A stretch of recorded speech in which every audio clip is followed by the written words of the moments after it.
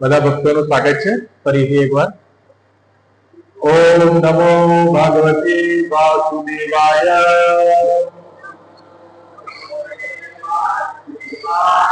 ઓમ નમો ભગવતે વાસુદેવાય. ઓમ નમો ભગવતે વાસુદેવાય.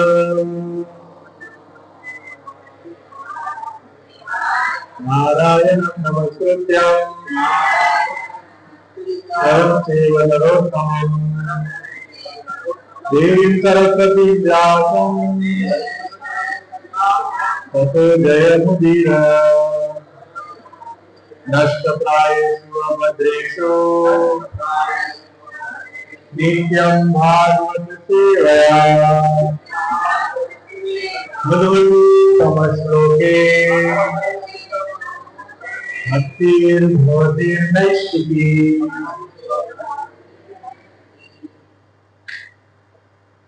भगवद गीता यथारूप अध्याय 3 श्लोक संख्या 34 शब्दपाठ अनुवाद एवं भावार्थ दिवाइन ऋषि भक्तिवेदांत स्वामी श्रील प्रभुपाद जी के द्वारा शब्दपाठ करेंगे. इंद्रियस्य अर्थे राग द्वेषो व्यवस्थितो तयोः न वशम् आगच्छेत तं हि अस्य परिपन्थिनो. इंद्रियस्येन्द्रियस्यार्थे राग द्वेषो व्यवस्थितो तयोर्न वशमागच्छेत अस्य परिपन्थिनो. इंद्रियस्येन्द्रियस्यार्थे राग द्वेषो व्यवस्थितो तयोर्न वशमागच्छेतो अस्य परिपन्थिनो. इंद्रियस्येन्द्रियस्यार्थे राग द्वेषो व्यवस्थितो तयोर्न वशमागच्छेतो यस्य परिपन्थिनो.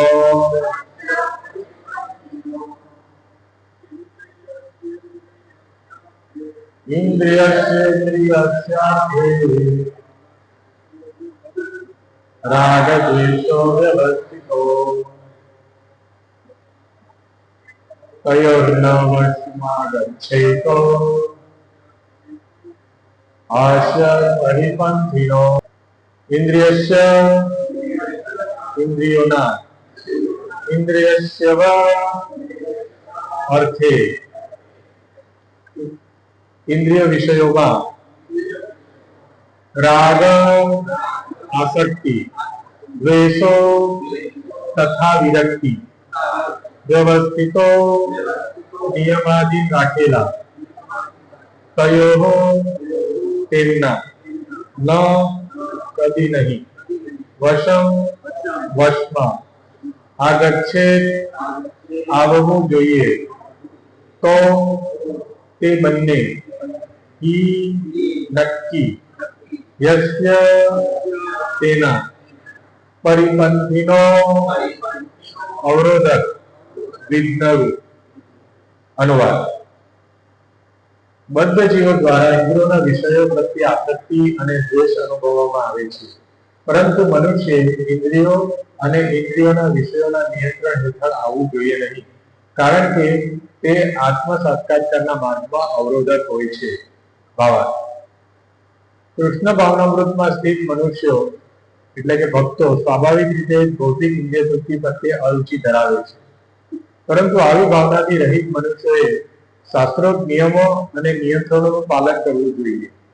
અનિયંત્રિત વિષયભોગ એ ભૌતિક બંધનનું કારણ છે, પરંતુ પ્રમાણભૂત શાસ્ત્રોના નિયમો તથા નિયંત્રણોના પાલન કરનાર મનુષ્ય ઇન્દ્રિય વિષયોમાં ફસાતો નથી. ઉદાહરણ, જાતીય સુખ બદ્ધ જીવ માટે જરૂરી છે અને લગ્ન સંબંધ હેઠળ જાતીય સુખ માણવાની છૂટ આપવામાં આવે છે. શાસ્ત્રોની આજ્ઞા અનુસાર પોતાની પત્ની સિવાયની અન્ય પત્નીઓ સાથે જાતીય સુખ વર્જે છે અને અન્ય સર્વ સ્ત્રીઓએ પોતાની માતા સમાન ગણવી જોઈએ. પરંતુ આ શાસ્ત્રના આદેશો હોવા છતાં મનુષ્ય અન્ય સ્ત્રીઓ સાથે જાતીય સંબંધ રાખવાનું વલણ ધરાવે છે. આવી વૃત્તિઓને અંકુશમાં રાખી દે, અન્યથા તેઓ આત્મ સાક્ષાત્કારના માર્ગમાં અવરોધક બને છે. જ્યાં સુધી આ ભૌતિક શરીર રહે છે ત્યાં સુધી સાર્વત્રિક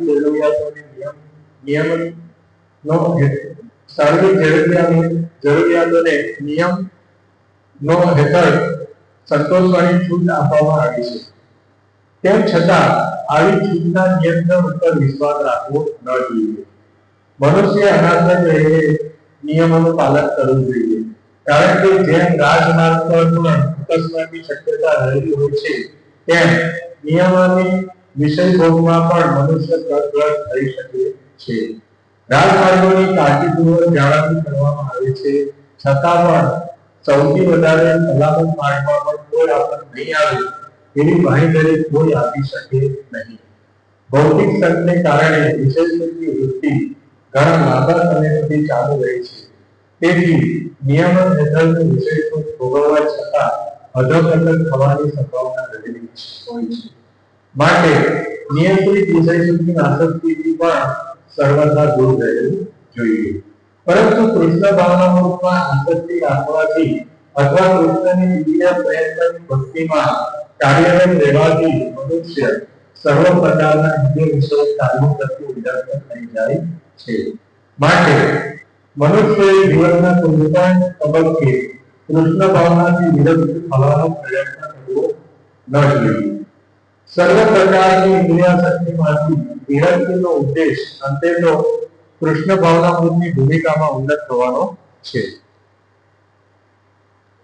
ઓમ અજ્ઞાનતિમિરાન્ધસ્ય જ્ઞાનાંજનશલાકયા ચક્ષુરુન્મિલિतं येन तस्मै श्रीगुरुवे नमः.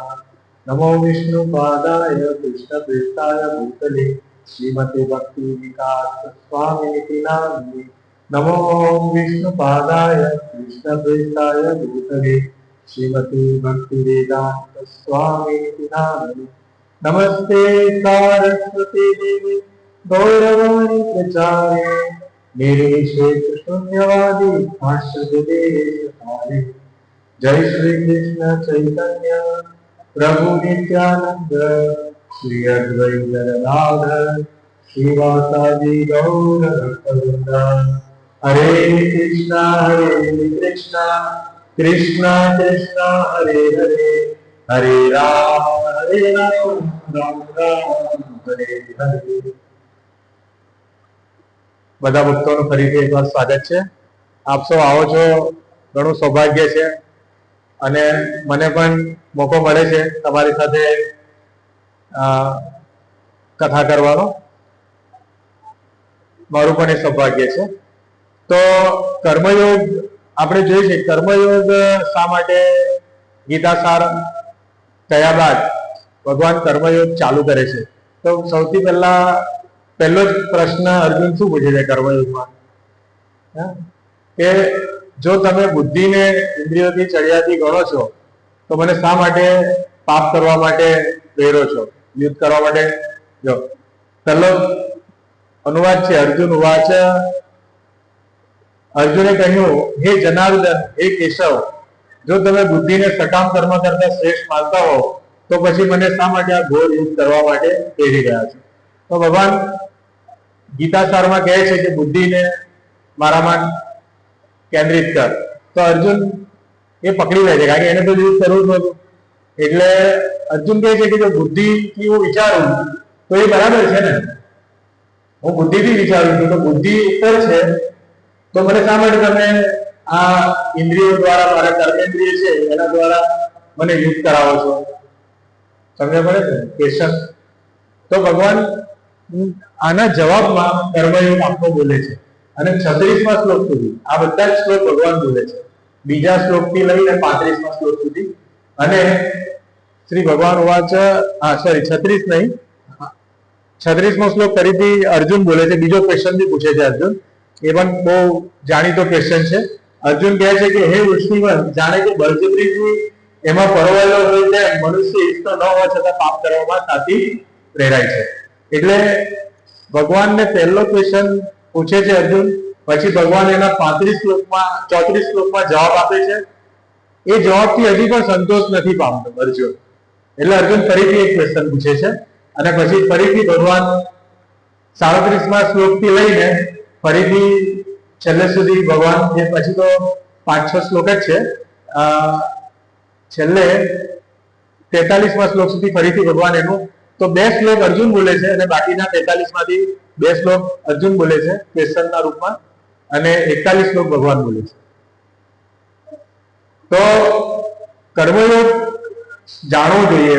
સામાન્ય મનુષ્યો જેને ભગવદ્ ગીતાનું જ્ઞાન નથી અને જે લોકોને થોડી ઘણી સુકૃતિ છે તે લોકો એવું કહે છે કે કર્મયોગ એટલે સારું કામ કરવાનું. સારું કામ, હું કોઈનું બગાડતો નથી તો મારે શું કામ ધર્મને અપનાવવો જોઈએ. ઘણી જગ્યાએ આપણે પુસ્તક વિતરણમાં જઈએ અથવા કોઈ સાથે સગાવાલા આજુબાજુ કોઈ લોકો સાથે આપણે જયારે ચર્ચા કરીએ તો લોકો શું કહે કે હું કોઈનું બગાડતો નથી, નાનપણથી મેં કોઈનું કંઈ લીધું નથી, કોઈનું કાર્ય બગાડ્યું નથી, કોઈના વિશે હું દ્વેષ કરતો નથી, તો મારે શા માટે ગીતા વાંચવી જોઈએ અથવા શા માટે મારે ધર્મ પાલન કરવો જોઈએ, શા માટે મારે ભગવાનની સેવા કરવી જોઈએ.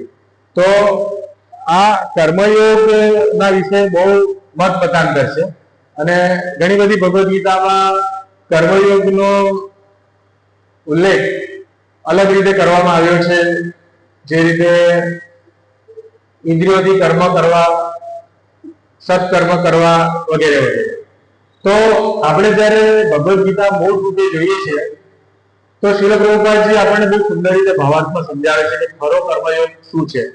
9મા અધ્યાય 3નો 9મો શ્લોક બહુ, એ પણ ઘણીવાર શ્રીલ પ્રભુપાદજી બોલે છે, યજ્ઞાર્થ કર્મણા અન્યત્ર લોક અયમ કર્મ બંધન તદર્થ કર્મ કૌંતેય મુક્ત સંગ સમાચાર. અનુવાદ, વિષ્ણુ પ્રીતિ અર્થ યજ્ઞ કર્મ કરવું જોઈએ, અન્યથા આ ભૌતિક જગતમાં કર્મના બંધન ઉત્પન્ન થાય છે. માટે હે કૌંતેય, તું તેમની એટલે કે વિષ્ણુની પ્રસન્નતા અર્થે નિયમિત કર્મ કર અને એ રીતે તું સદા અનાસક્ત અને બંધનમાંથી મુક્ત રહેશે. તો જોવાનો વિષય એ છે, અહીં સમજવાનો વિષય એ છે કે કોઈ વ્યક્તિ એમ કહેતું હોય કે હું સદાચાર, મારું જીવન સદાચારી છે, હું બધું સત્કર્મ કરું છું, તો પણ એને કર્મફળ તો ભોગવવા જ પડશે. કર્મના ફળ, મનુષ્ય કર્મ કર્યા વગર રહી શકતો નથી. એની વૃત્તિ એવી છે કે કર્મ કરશે, જીવ કર્મ વગર એક ક્ષણ રહી શકતો નથી. તો જો આપણે કર્મ કરશું તો આપણને કર્મના ફળ મળશે જ. હવે એ વસ્તુ અલગ છે કે કેવા કર્મ કરીએ છીએ એ પ્રમાણે આપણે કર્મફળ મળે. જેવા આપણે હવે આપણે ઘણી વાર જોઈએ છે ને, ઉપનિષદમાં કહ્યું છે કે લોખંડનું પાંજરું, ચાંદીનું પાંજરું ને સોનાનું પાંજરું. એટલે બંધન, સપોઝ આપણે એવા કર્મ કરીએ કે જે તમોગુણી કર્મો હોય તો આપણને વધારે તપવું પડે, આપણને ત્રિવિધ તાપમાં, એટલે એક બંધન જે છે એ લોખંડના પાંજરા જેવું છે. આપણે રજોગુણમાં કોઈ કર્મ કરીએ તો આપણને ચાંદીના પાંજરા જેવું છે અને સત્વના ગુણમાં કર્મ કરીએ તો આપણને સોનાના પાંજરા જેવું છે. બંધન તો નડશે જ. આ ભાવના લોકો પુનરાવર્તિનો અર્જુન. આપણે ભૌતિક જગતમાં પુનરતિ જનનમ પુનરતિ મરણ ચાલુ રહેશે. આપણે સારા કર્મ કરશું તો પણ આપણે મુક્તિ નહીં મળશે. મારો પોઈન્ટ એ છે કહેવાનો. તો મુક્તિ એટલે શું? મુક્તિ અને કર્મ કેવી રીતે જોડાયેલું છે મુક્તિ સાથે, એ બહુ ઇમ્પોર્ટન્ટ છે. કારણ કે આપણે હર વખત એક એક ક્ષણ કર્મ કરતા રહીએ છીએ અને આપણે ખાસ જોવું જોઈએ કે આપણે કર્મ એવા કરીએ કે આપણને બાંધે નહીં. તો અર્જુનને કહે છે 9મા શ્લોકમાં શ્રી કૃષ્ણ ભગવાન કે યજ્ઞ જે છે અગ્નિ, એ ભગવાનનું મુખ છે, વિષ્ણુનું મુખ છે. આપણે જોઈએ ને ઓમ સ્વાહા, આપણે કોઈ યજ્ઞ હોય તો આપણે એક શબ્દ તો ખબર, આખો શ્લોક તો યાદ નહીં, પણ ઓમ સ્વાહા કરીને આપણે આહુતિ આપીએ છીએ. તો આહુતિ ભગવાન સ્વીકારે છે કેવી રીતે? અગ્નિરૂપી મુખ દ્વારા. એ બધી આહુતિ જે આપણે આપીએ છીએ યજ્ઞમાં, ઘી થી લઈને અનાજ, જવ બધું જે નાખીએ છીએ એ શાસ્ત્રોક્ત છે, કારણ કે આપણે ભગવાનને અર્પણ કરીએ છીએ, ભગવાનનું જે ભોગ અર્પણ કરીએ છીએ, અને ભગવાન એમના મુખથી એ ભોગ જમે છે અને આપણને પ્રસાદ રૂપે પાછો આપે છે. તો કહેવાનો ભાવ અર્થ એ છે કે આ કર્મ એ યજ્ઞ પ્રીતિ અર્થે કર્મ, વિષ્ણુને પ્રીતિ માટે કર્મ કરવા જોઈએ. પરંતુ શું છે, કળિયુગમાં આપણે યજ્ઞ કરવા માટે આપણી પાસે એટલી લાયકાત નથી. યજ્ઞમાં ઘણી બધી વિધિ વિધાનો છે. યજ્ઞ માટે સૌથી પવિત્ર નદીના પાણી લાવવા પડે, ચંદનના લાકડા લાવવા પડે, બધા બ્રાહ્મણોને ચાંદી, આપણે ગાયો, 100 ગાયોનું દાન, અત્યારે તો આપણે ચાંદીની ગાયો આપી દે છે. બ્રાહ્મણોને સોનામોહરની દાન આપવું પડે યજ્ઞ પતે પછી. રાષ્ટ્રીય યજ્ઞનું આપણે ભાગવતમમાં આવે છે, તો યુધિષ્ઠિર મહારાજ સોનું લઈ આવ્યા હિમાલયથી, અને બધા બ્રાહ્મણો કેટલા બધા બ્રાહ્મણો એને સોનું આપે છે. કહેવાનો ભાવ અર્થ એ છે કે અત્યારે કોઈની તાકાત નથી કે ઘર ચલાવવાના ફાફા પડે છે તો યજ્ઞ તો કરી નહીં શકાય. એટલે કળિયુગ માટે કલોતદ હરિકીર્તના, કળિયુગ માટે યજ્ઞ કયો છે? ભગવાનની પ્રીતિ માટે આપણે હરિનામ સંકીર્તન, હરે કૃષ્ણ મહામંત્રનો જપ. તો આ કર્મ કરવાથી આપણું આ કર્મ શુદ્ધ સત્વગુણી કર્મ છે, એનું બંધન લાગશે નહીં.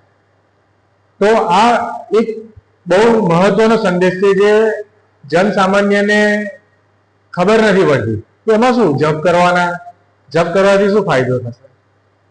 સામાન્ય લોકોને આજે આપણે જોઈએ છે કે કર્મ લોકોને પોતાના નામના માટે, લાભ, પ્રતિષ્ઠા, પૂજા માટે કર્મ કરતા હોય છે.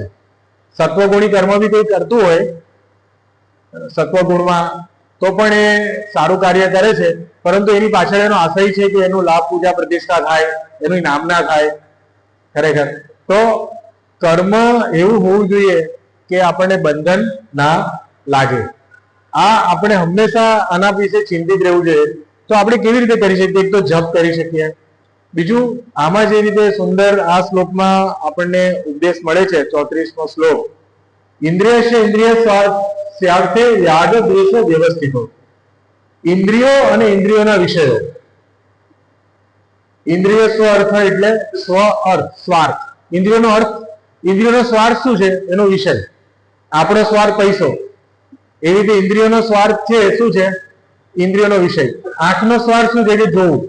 કાનનો સ્વાર્થ શું છે? સાંભળવું. ત્વચાનો સ્વાર્થ શું છે? સ્પર્શ. નાકનો સ્વાર્થ શું છે? સુગંધ. તો આ રીતે આ જે 5 ઇન્દ્રિયો છે, આંખ, કાન, નાક, જીહવા, સ્પર્શ, કર્ણેન્દ્રિય, આ જે બધી જ્ઞાનેન્દ્રિયો છે અને એના વિષયો છે. એના વિષયો એટલે મેં તમને જે રીતે બતાવ્યું કે હંમેશા લોલુપ રહે. આપણે બી જોઈએ છે, આપણે ભલે પોતાની, આમાં શું છે કે મનુષ્ય બીજામાં ફોલ્ટ, હંમેશા બીજામાં દોષ જોતો હોય. આપણે પોતે જે પણ કાર્ય કરીએ છીએ એનું ક્યારેય પણ પૃથ્થકરણ કે એનાલિસિસ કરતા નથી. હંમેશા બીજામાં દોષ જોઈએ. સમજો કોઈ માતા પિતા કે કોઈ કહે આપણને, ટોકે કે ભાઈ તું મોબાઈલ બહુ નહીં જો, તો આપણે એમને કઈ હું તો જોતો જ નથી, અથવા તો હું મારા સારા અર્થ માટે, ભણવા માટે મોબાઈલ વાપરું છું. પણ એને જ ખબર હોય કે મોબાઈલમાં શું જોતો હોય. એવી રીતે કર્ણનો વિષય છે નિંદા. આ બાળકની વાત હતી. મોટા બી વ્યક્તિઓ ઘણા નિંદા સાંભળવામાં બહુ ગમે કે ભાઈ શું થયું, પાડોશીએ શું કર્યું, અથવા તો કોઈ ભક્તનું પણ, બધા આપણે આપણો ભક્ત સમુદાય છે, તો ભક્ત સમુદાય છે, આપણે બધા ટ્રાય કરીએ છીએ કે આપણને ભક્તિ રસ મળે. પણ જેવી જેવી આપણી યથામામ પ્રપદ્યંતે, ભગવાન કે જેવી જેવી આપણી ચેતના અને જેવો આપણો ફોર્સ ભક્તિ માટે, એ પ્રમાણે આપણે ફળ મળે છે ભગવાન. તો ઘણા લોકો એટલા ઉચ્ચ પ્લેટફોર્મ પર, ઉત્તમ અધિકારી કે મધ્યમ અધિકારી લેવલ પર નથી હોતા, તે લોકો નિંદા કરતા હોય. તો તો એકબીજાની નિંદા સાંભળે કે આ ભક્ત આવો છે, એ તો બહાર ખાય છે, આમ કરે છે, માળા નથી કરતો બરાબર, તો આપણે ગમે એમ સાંભળવાનું, તો એ ખોટું છે. આપણે આપણું પૃથક્કરણ કરવું છે. એવી રીતે આ બધા ઇન્દ્રિયના વિષયો છે. જોવું, જે ભગવાન ના સંદર્ભમાં ના હોય એ સિવાયની બધી વસ્તુઓ જોવી, એવી વસ્તુઓ સાંભળવી, બરાબર. તો એ બધું જીવામાં એવી વસ્તુઓ આપણે મૂકવી જીભમાં કે જે ભગવાનના પ્રસાદ રૂપે આપણે નથી ગ્રહણ કરેલી, એ બધી વસ્તુઓ ભગવાનને ભોગ અર્પણ કર્યા વગર ખાવું. ભગવાન ભગવદ્ ગીતામાં કહે છે કે જે મને અર્પણ કર્યા વગર ખાય એ પાપ ખાય છે. તો કહેવાનો ભાવ એ છે કે આ નિધિ વિશેષ શા માટે આપેલા છે? એ નિધિ વિશેષ એટલા માટે આપેલા છે કે આ કરો, આ નહીં કરો. ભગવાન કહે છે કે આ તમે મન મના મદ ભક્તો મધ્યાજીમાં નમસ્કાર. ભગવાન કહે છે કે મારું સદૈવ ચિંતન કર, મને નમસ્કાર કર, મારા શરણે આવ, તું મને ભોગ અર્પણ કર્યા વગર નહીં ગ્રહણ કર અન્નને. આવું કેમ કહે છે ભગવાન? એની પાછળ ભગવાનનો ઉદ્દેશ્ય છે કે જીવ પાપ કરવામાંથી બહાર આવે. કારણ કે આપણે ડે એન્ડ નાઇટ પાપ કર્મ કરીએ છીએ, હે ને? તથા અંત તત્વ પાપમ જનાહ પુણ્ય કર્મણામ. આપણે જે ઘડી પાપ કરવાની વૃત્તિનો નાશ કરીશું, પછી આપણે કઈ પૂર્ણ કર્મ વિશે આગળ વધશું અને શુદ્ધ સત્વમાં આપણી ચેતના જાગૃત થશે. આપણે કેમ ભગવાન વિશે ચિંતન કરવાનું અથવા ભગવાન વિશે વાંચવાનું, શાસ્ત્ર વાંચવાનું, શાસ્ત્ર સમજવાનું કેમ આપણે અનાયાસે મન નથી થતું? આપણે ફોર્સ કરવો પડે. આપણે એવી રીતે અહીંયા સોમવારનો પ્રોગ્રામ કરવો પડે, વારે વારે રિમાઇન્ડર કરવું પડે કે ના હવે પ્રભુજી તમે વાંચો છો ભગવદ્ ગીતા, એટલીસ્ટ એક શ્લોક વાંચો, રોજ બરાબર માળા કરો. એવું કેમ કરવું પડે? આપણે જે સમજો આપણે બીજી બધી કાર્ય આપણે જ આપણું એનાલિસિસ કરીએ કે અમુક કાર્ય આપણે તો એ કહેતા નથી કરીએ છીએ ને, અનાયાસે કરીએ છીએ. કારણ કે આપણી ચેતના છે ને દૂષિત છે. આપણી ચેતના વર્ષોથી આપણે કેટલી બધી યોનિમાંથી આવ્યા છે, એમાં આપણે ઇન્દ્રિયના જે સ્વાર્થ છે એના પર જ કાર્ય કર્યું છે, હે ને? જે આપણો આત્માનો મૂળ સ્વભાવ છે અથવા એનો મૂળ સ્વાર્થ છે કે કૃષ્ણના દાસ બનવું, એ સ્વાર્થ ખરોખર એ સ્વાર્થ છે આપણો, પણ એના પર આપણે ચિંતન નથી કરતા. કારણ કે બધી યોનિઓમાં આપણે ઇન્દ્રિયના સ્વાર્થ પર જ કામ કરીએ છીએ. તમે જોજો, કૂતરો હોય કે કોઈ પણ નાનો જીવ હોય કે મોટો જીવ હોય, પ્રાણી હોય, પક્ષી હોય, તો મૂળતઃ એ આ પાંચ ઇન્દ્રિયના વિષયમાં કઈનું કઈ કરતો હોય, એને એનાથી વધારે આગળ વિચારી શકતો નથી. એટલે શું થાય છે કે આપણી આ જે વિષયોનો સ્વાર્થ છે ને પ્રબળ બનતો જાય અને એને કારણે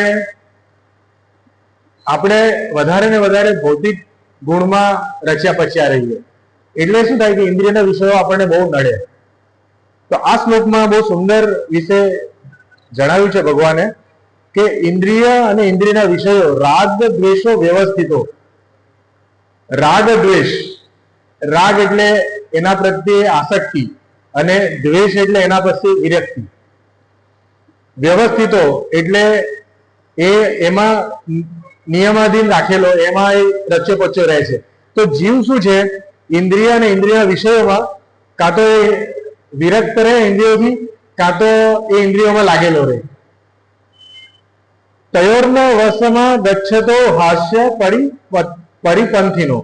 તયોર્ન, તયોર્ન એટલે તયો એટલે તેમના, ન એટલે કદી નહીં, વશમ એટલે વશમાં, આગત છે એટલે આવવું જોઈએ, તો એટલે તે. તો આ બીજી લાઈનમાં ભગવાન કહે છે કે આ રીતે જે વ્યક્તિ ઇન્દ્રિય અને ઇન્દ્રિયના વિષયોના રાગ દ્વેષમાં ફસાયેલો છે, એમાં વ્યવસ્થિત થયેલો છે, એમાં રચ્યો પચ્યો રહેલો છે, એના માટે ઇન્દ્રિયો અને ઇન્દ્રિયના વિષયોના નિયંત્રણ હેઠળ જો એ આવી જશે તો આત્મ સાક્ષાત્કારના માર્ગમાં એ અવરોધક બનશે. પરિપંથીનો એટલે અવરોધક.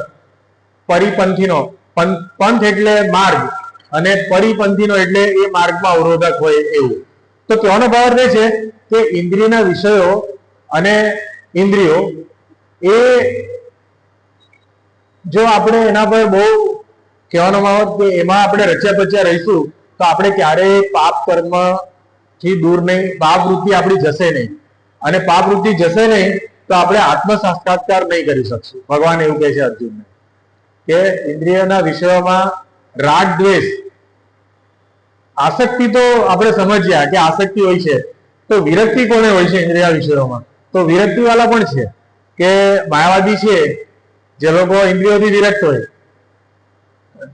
બ્રહ્મ સત્ય જગત મિથ્યા, તો એ લોકો ઇન્દ્રિયથી વિરક્ત હોય છે. એ લોકો એવું વિચારે છે કે આ ઇન્દ્રિય જે છે એનો ઉપભોગ કરવો એ મોટો પાપ છે.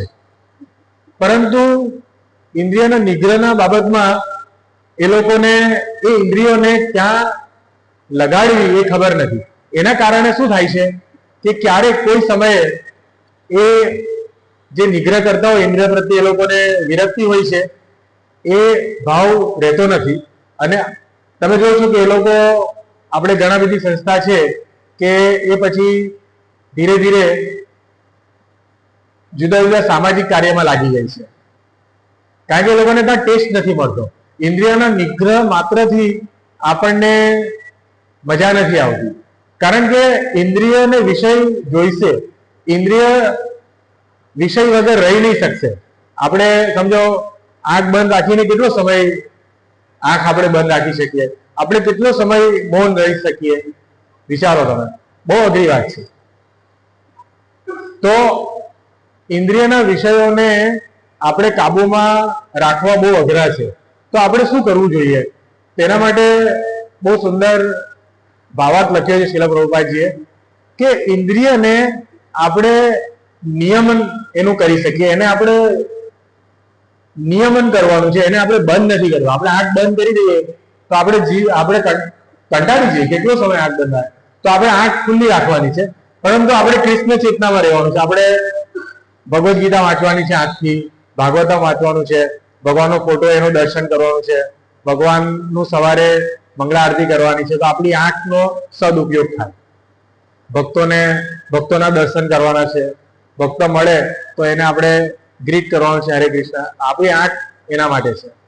તો આપણે મહત્તમ સમય આંખનો ઉપયોગ આ રીતે કરી શકીએ. આપણે મૌન કયું છે?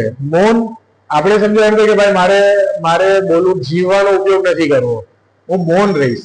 મૌન એ નથી, કારણ કે એવું મૌન શું થશે કે જે વ્યક્તિ મૌન રહ્યો છે એને પણ નહીં ગમશે અને એના આજુબાજુ વાળાને પણ નહીં ગમશે કે આ તો કઈ બોલતો જ નથી. તો એના કરતા ખરું મૌન શું છે કે કૃષ્ણ વિશે બોલવું. ખરું મૌન એ છે કે કૃષ્ણ વિશે બોલવું અને કૃષ્ણ સિવાય કઈ નહીં બોલવું. ખ્યાલ આવે તમને? એ સૌથી મોટું મૌન છે અને આપણે નથી કરી શકતા. તમે જોજો મૌન રહેવા વાળા ઘણા મળી જશે. અમારા રામજી મંદિરમાં જે એક મહારાજ છે તે 3 વર્ષ માટે મૌનમાં ગયેલા છે, પણ મોબાઈલ પાછા વાપરે છે, સ્માર્ટફોન. કહેવાનો ભાવ એ છે કે આપણે બાહ્ય રીતે એવું પ્રતીત થાય છે કે હું મૌન રહું છું, પણ એ ખરેખર એ મૌન નથી. અને એના કરતા વ્યવસ્થિત જે સારું મૌન એ છે કે આપણે કૃષ્ણ વિશે ચર્ચા કરીએ, કૃષ્ણ વિશે આદાન પ્રદાન કરીએ, એ ખરું મૌન છે. એકચ્યુઅલી શીલ પ્રભુપાદજી 3જા સ્કંદમાં મનુકર્દમ સંવાદમાં સુંદર એક શ્લોક આવે છે કે સંન્યાસી જે છે, સંન્યાસી એટલે શું? તો સંન્યાસી એટલે શું કે ઇન્દ્રિયોને કૃષ્ણની સેવામાં લગાડવું. એ ખરું સંન્યાસ્ત છે. એટલે એના માટે એવું જરૂર નથી કે તમે સંન્યાસી થાવ પછી જ એ વસ્તુ કરી શકો. ગૃહસ્થ જીવનમાં પણ છે. શીલ પ્રભુપાદજી એટલે જ જણાવે છે અહીંયા કે લગ્ન જે વ્યવસ્થા છે એ આપની સામાજિક વ્યવસ્થા છે, એ ઇન્દ્રિયના નિયમન માટે છે. ઇન્દ્રિયના નિયમન માટે છે. તો શીલ પ્રભુપાદજીના શબ્દમાં અહીં જોઈએ તો જાતીય જીવન એ મનુષ્ય માટે જરૂરિયાત છે, જન સામાન્ય માટે જરૂરિયાત છે.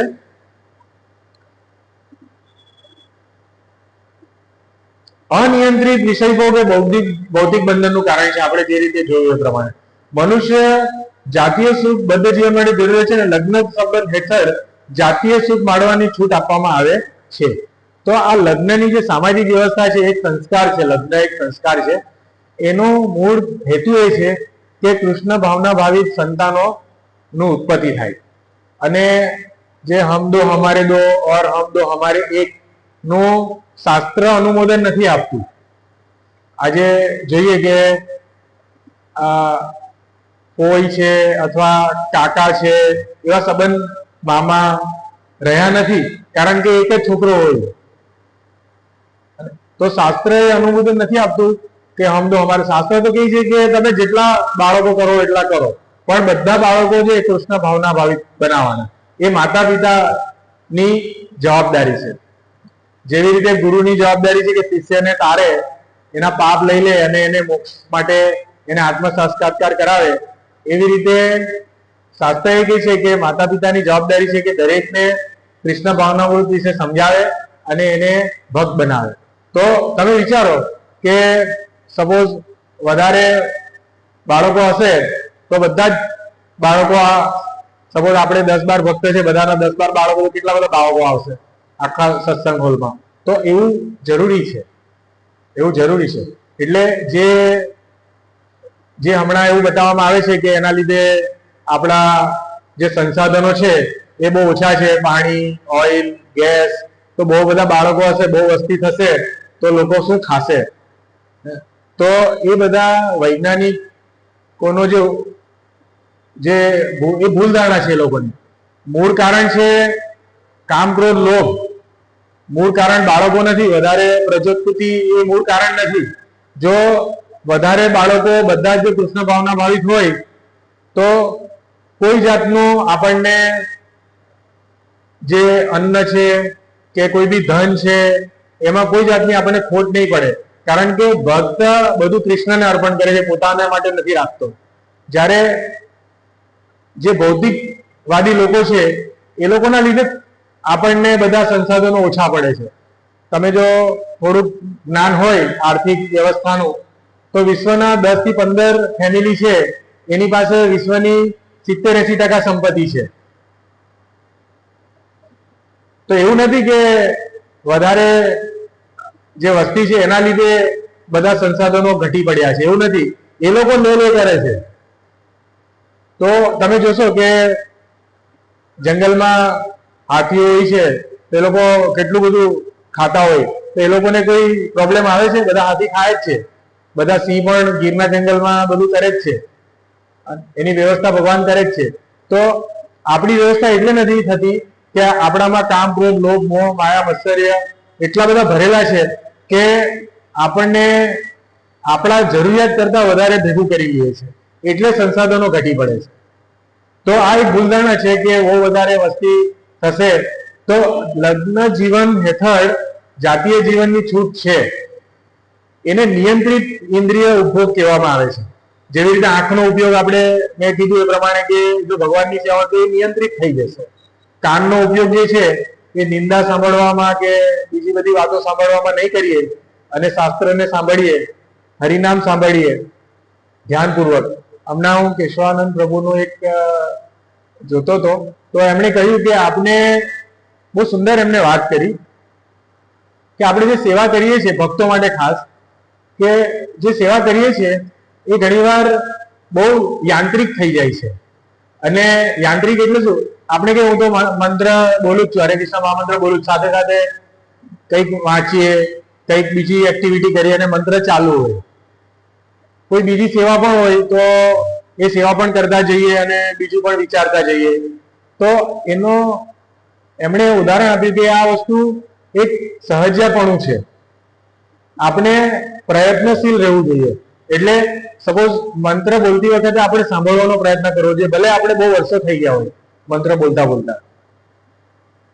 કોઈ પણ સેવા આપણે વાંચતી વખતે પણ ભલે બીજી વાર, ત્રીજી વાર, ચોથી વાર વાંચતા હોય, પણ આપણે પ્રયત્નપૂર્વક વાંચવાનું છે. એવું નહીં કે આ શ્લોક તો એકવાર યજ્ઞ પ્રીતિ અર્થે તો વાંચેલો જ છે, એમાં મને ખબર જ છે કે યજ્ઞ માટે કર્મ કરવા જોઈએ એટલે આપણે એને વાંચવા માટે વાંચી લઈએ, એવું નહીં હોવું જોઈએ.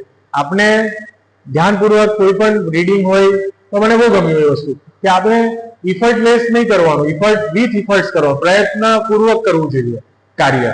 મંત્ર બી એક એક શબ્દ મંત્રનો પ્રયત્નપૂર્વક બોલાવવો જોઈએ, કારણ કે પ્રયત્ન વગર કરવાથી એ સહજપણું આવી જશે કે એ તો થાય છે, રોજ કરું જ છું છોડમાં. તો ભક્તોને ખાસ શ્રીલ પ્રભુપાદજી કહે છે, આ જ ઉદાહરણ છે આમાં બી કે હાઈવે છે, જે એક્સપ્રેસ વે, હમણાં આપણે શ્રીનાથજી યાત્રા એક્સપ્રેસ વે આવતા હતા, તો એક્સપ્રેસ વે નો ખાસ કાળજી રાખવા. તમે જોજો એક્સપ્રેસ વે આપણે ટોલ ભરીએ એટલે સરકાર એની ખાસ કાળજી રાખે. નાનો ખાડો હોય તો બી એ પુરાઈ જાય. સ્ટેટ હાઈવેમાં અને ગામડાના હાઈવેમાં એવું નહીં થાય, બરાબર. એમ્બ્યુલન્સ બી રાખેલી હોય ચેકપોસ્ટ પર, જેવું કંઈ થાય એટલે એમ્બ્યુલન્સ આવે. કહેવાનો ભાવ એ છે કે એની ખાસ વ્યવસ્થા કરેલી હોય, તો પણ સૌથી વધારે મોટા અકસ્માતો એક્સપ્રેસ વે પર જ થાય છે.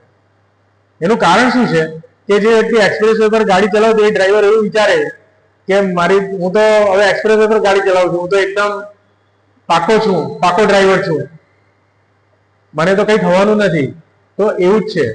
ઘણા ભક્તો થોડાક સિનિયર થાય એટલે હવે લેક્ચર શું સાંભળવાના, હું તો ઘરે વિડીયો લેક્ચર જોઈ લઈશ, ઘરે મંગળા કરી લઈશ, મોડી વહેલી થાય શું વાંધો છે, સેન્ટર પર તો આ ટાઈમે થાય એ ટાઈમે ચાલશે નહીં જાવ તો આ બધી માયાની પકડ છે. અને આપણે ખાસ ધ્યાન રાખવાનું કે આ એક્સપ્રેસ વે પર આપણે આવી જઈએ, ભલે સિનિયર થઈ જઈએ, પણ એક્સિડન્ટ આ જ થઈ જાય. એટલે આપણે પોતાની જાતને હંમેશા નિમ્ન સમજવાની. જેવી રીતે ભક્તિસિદ્ધાંત મહારાજ કહે છે કે મનને 100 જૂતા મારો રોજ સવારે ઉઠીને, ખ્યાલ આવ્યો ને. એટલે ભક્તિસિદ્ધાંત મહારાજ જે આટલા એલિવેટેડ શીલ પ્રભુપાદજીના ગુરુ, તો એ મનને નિયંત્રણનું કહે છે કે આપણે મન એવું છે કે મોટા મોટા સંન્યાસીને પણ એને પણ પતન કરાવી દે એવું મન છે. એટલે મનને આપણે રોજ પ્રયત્નપૂર્વક, બળપૂર્વક એને વાળવું પડે. અને ક્યાં વાળવું પડે કે જેથી એને ઇન્દ્રિયના ભોગ, એના ઇન્દ્રિયના વિષય મળે. એને તમે અનિયંત્રિત, એટલે એને ઇન્દ્રિયના વિષય ભોગ વગર જો એને દાબી દો ને, તો ગમે ત્યારે અનિયંત્રિત થઈને ફરીથી એક પેલું કહેવાય ને એના જેવું જ્વાળામુખી શું હોય, અંદર બરાબર ચાલતો હોય, આપણે દેખાતો ના હોય, પણ એકવાર ફૂટે જોરથી. તો ઇન્દ્રિયના વિષયો એવા છે. તો શાસ્ત્ર એવું અનુમોદન આપે છે કે ઇન્દ્રિય વિષય ભોગને આપણે કેવી રીતે નિયંત્રિત કરી શકીએ. તો એક લગ્નની જાતીય જીવન છે, લગ્ન વ્યવસ્થા દ્વારા નિયંત્રિત થાય છે. એ રીતે આપણું ખોરાક છે તો કેવી રીતે નિયંત્રિત થાય, તો આપણે એને પ્રસાદ રૂપે ગ્રહણ કરવાનો, ભગવાનને ભોગ ધરાવીને પ્રસાદ લેવાનો. હવે જેવું આવું આવે તો ભગવાનને ભોગ ધરાવવાનો, એટલે આપણે બીજી બધી વસ્તુ તો બહારથી લાવીને તો ના ધરાવી શકીએ, એટલે નિયંત્રિત થઈ જાય. એટલે આપોઆપ આપણે પણ બહારની વસ્તુ ખાતા બંધ થઈ જઈએ. ભગવાનને કાંદા લસણ વાળું નહીં ધરાવી શકાય, એટલે આપણે બી કાંદા લસણ વગરનું આપણે ખાવા માંડીએ. એટલે આ રીતે નિયંત્રિત થાય. એટલે જ્યારે સેન્ટરમાં ઇન્દ્રિય ભોગના કેન્દ્રમાં શ્રી કૃષ્ણ આવે એટલે આપોઆપ ઇન્દ્રિય ભોગ છે તે નિયમિત, એનું નિયમન થવા માંડે ઓટોમેટિક, સહજ રીતે. એ જરૂરી છે. અને એ જે નિયમન છે એ એવું નિયમન છે કે એનાથી આપણને હાયર ટેસ્ટ મળે, હાયર રસ મળે. જે એક શ્લોકમાં કીધું કે તમને જ્યારે ભક્તિ રસ મળે તો નિમ્ન રસ છે એ આપોઆપ છૂટી જાય,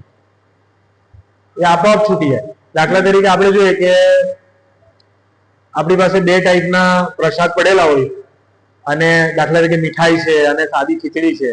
અમારે ત્યાં બુધવારના પ્રોગ્રામમાં મીઠાઈ હંમેશા પતી જાય છે, એટલે ખીચડી કઢી રહી જાય. એટલે કહેવાનો ભાવ એ છે કે હાયર ટેસ્ટ છે એના પ્રત્યે લોકો આકર્ષિત વધારે જલ્દી થાય, અને લોઅર ટેસ્ટ છે એની રીતે આપણે એના માટે ટ્રાય નથી કરવી પડતી, એની મેથડ એ નીકળી જાય છે. તો આ ખરેખર ફિલોસોફી આ છે, તત્વચિંતન આ છે કે આપણે ઇન્દ્રિયનું નિયમન કેવી રીતે કરી શકીએ, કે આપણે ભગવાનને સેન્ટરમાં લાવવાના છે. કોઈ બી રીતે આપણે આંખના વિષય, કર્ણનો વિષય, મન, આપણું ચેતના, આપણે પ્રસાદ ગ્રહણ કરીએ છીએ તે સુગંધ, ગંધ જે છે આપણે જોઈએ છે કે જ્યારે આરતી થાય છે તો આપણે પુષ્પ, ભગવાનના જે ચરણમાં પુષ્પ ઓફર કરીએ છીએ, એ આપણે આરતીના પુષ્પો જે છે એ પ્રસાદ રૂપે બધા આપણે મારા ભક્તોને પહેરાવીએ છીએ. તો એ રીતે આપણું જે સૂંઘવાની ઇન્દ્રિય છે એ શુદ્ધ થાય છે. તો એ રીતે આપણી જીભા છે ભગવાન વિશે બોલવાથી ને ભગવાનનો પ્રસાદ ગ્રહણ કરવાથી, આંખ છે ભગવાન વિશે જોવાથી, ભગવાનના દર્શન કરવાથી, ભક્તોના દર્શન કરવાથી, કર્ણ છે તે ભગવાન વિશે સાંભળવાથી, આરતી સાંભળવાથી, ત્વચા છે ભગવાનનો ભક્તોના સ્પર્શ કરવાથી. ભક્તોને મળવું જોઈએ, સમવયસ્ક ભક્તો હોય તો આપણે સ્પર્શ કરીએ છીએ. તો એ રીતે આ બધા વિષયો જે છે એનું આપણે નિયંત્રણ કરી શકીએ છીએ. ઉપનિષદોમાં, શાસ્ત્રોમાં કહ્યું છે કે આ વિષયભોગ આપણને કેવી રીતે આપણું પતન કરે છે. દાખલા તરીકે કીટક છે, આપણે જોયું છે ચોમાસાની સિઝનમાં કે આપણે જ્યાં હેલોજન બલ્બ હોય એના તરફ એ ઘૂસી જાય છે અને એ બળી જાય છે.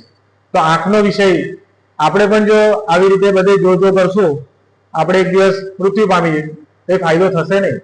આજુબાજુ જોવાનો કોઈ ફાયદો નથી. બધું નિયંત્રિત છે, ભગવાને નિયમિત કરેલું છે બધું, અને એ રીતે ચાલવાનું છે. આપણે જોવાથી કઈ ફાયદો થવાનો નથી. તેવી રીતે ત્વચા જે સ્પર્શ માટે હાથણીનું ઉદાહરણ આવે છે શાસ્ત્રમાં, કે હાથી કોઈ દ્વારા નિયંત્રણ થતો નથી, પણ હાથણીને ઊભી રાખે, વચ્ચે ખાડો કરે, એટલે હાથણીનો સ્પર્શ કરવા જાય અને ખાડામાં પડી જાય, પછી એને ભૂખો રાખે, અને પછી એને અંકુશ હોય એનાથી એને જે રીતે, કારણ કે એને તો જ ખોરાક આપે, એને કે ઉભો થતો થોડુંક ખાવાનું આપે, બેસી જાય, સૂન ઊંચી કર, એ રીતે હાથીને, આવો હાથી બળશાળી હાથીને અંકુશમાં લાવવામાં આવે. પછી સ્વાદને કારણે કેવું થાય છે કે એવા પુષ્પો, ગંધને કારણે એવા પુષ્પો આવે છે કે જેની ગંધથી પ્રેરાઈને કીટક એના પર બેસે અને પછી એ પુષ્પ બંધ થઈ જાય. એવા પુષ્પો આવે જંગલમાં, તો એના લીધે કીટક છે એનો ભોગ બની જાય. એને એમ કે હું સુગંધનું માણવા જાઉં, પણ એનું જીવન એમાં હોમાઈ જાય. જીવવા માટે શાસ્ત્રમાં માછલીનું ઉદાહરણ આવે છે કે આપણને બહુ ખાવાનો ચટપટું આજુબાજુ જ્યાં હોય ત્યાં બધું ખાતા હોય, તો એના માટે માછલીનું ઉદાહરણ છે. આપણે જે માછલી પકડવા માટે શું કરે છે માછીમાર, કોઈક નાનો માંસનો ટુકડો છે એ અંકુશમાં ભેળવીને પાણીમાં નાખે છે, એટલે માછલી સ્વાદ માટે એને ખાવા જાય છે, અને એની જીભ છે તે પેલા અંકુશમાં ભેળવાઈ જાય છે, એટલે માછલીનો નાશ થાય છે. તો આ રીતે આ બધા કર્ણનો, હિરણનું ઉદાહરણ આવે છે શાસ્ત્રમાં. હરણ છે, આમ તમે જો ને, હરણ એટલું સેન્સિટિવ છે કે પકડાય નહીં કોઈનાથી. તો એવું નગારું આવે તો શિકારીઓ ધીરે ધીરે નગારું વગાડે, તો હરણ છે ને એનાથી એટલું આકર્ષિત થાય ને એ તરફ જાય, ને ત્યાં પેલા લોકોએ એવી જાળ પાથરી હોય કે હરણ એમાં ફસાઈ જાય. તો આ રીતે તમે જુઓ કે કેવો નાશ થાય ઇન્દ્રિયના વિષયોના ભોગથી. આપણું જે મનુષ્ય જીવન છે એ આખું એમાં હોમાઈ જાય, અને અંતે આપણે કંઈ પ્રાપ્ત થતું નથી. એટલે આપણે બહુ ચિંતન મનન કરવું જોઈએ ઇન્દ્રિયના ઉપભોગ કરવા પહેલા. આપણે 10 વાર વિચારવું જોઈએ, ભક્તોએ તો ખાસ વિચારવું જોઈએ, અને હંમેશા સ્મરણ રાખવું જોઈએ કે આ ઇન્દ્રિયોનો વિષય મને કર્મબંધનમાં જોડશે, અને મારું આ મનુષ્ય જન્મ છે એ મારો વિફળ થઈ જશે, અને એના લીધે મારે ફરીથી આ જન્મ લેવો પડશે. આપણે જન્મ ફરીથી નથી લેવો. આપણું મૂળ કાર્ય એ છે કે મનુષ્ય જન્મને એક સાધન તરીકે લઈને આ સાધનનો સારો ઉપયોગ કરીને આપણે ભગવતધામ જવાનું છે. મનુષ્ય જન્મ પાયા રાધા કૃષ્ણના ભજ્યા, જામ્યા સુનિયા વિષ ખાઈ. જાણી જોઈને કોણ ઝેર ખાય?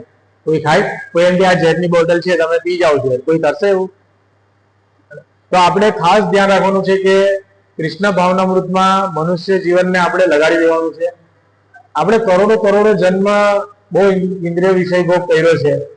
પેલો પ્રભુપાદજી કહે છે કે એક જન્મ આપી દો, પછી જુઓ, એક જન્મ આપી દો, ખરેખર લાભ થશે, બહુ લાભ થશે. અને ખરેખર બ્રહ્મ વૈષ્ણવ ગૌડીય સંપ્રદાય, આપણે કેવું જૈન મુનિ કે એવું નથી, આપણે રેકોર્ડિંગ એટલે બીજા સંપ્રદાયની વાત નથી કરતો, પણ તમને ખબર જ હશે કે બીજા બધા સંપ્રદાયમાં તો કેટલો જબરજસ્ત નિગ્રહ છે કે ચાલતા જવાનું, ખુલ્લા પગે જવાનું, એક જગ્યાએ બીજી જગ્યાએ, કેટલો નિગ્રહ છે. આપણે તો એવું નથી. આપણે તો સારો, હમણાં બધા પ્રસાદ લે છે, આપણે ડાન્સ કરીએ છીએ ભગવાનની સામે, કીર્તન કરીએ છીએ, તો આપણે તો એવું કંઈક ગુમાવવાનું કંઈ નથી, કંઈ ગુમાવવાનું નથી, મેળવવાનું જ છે.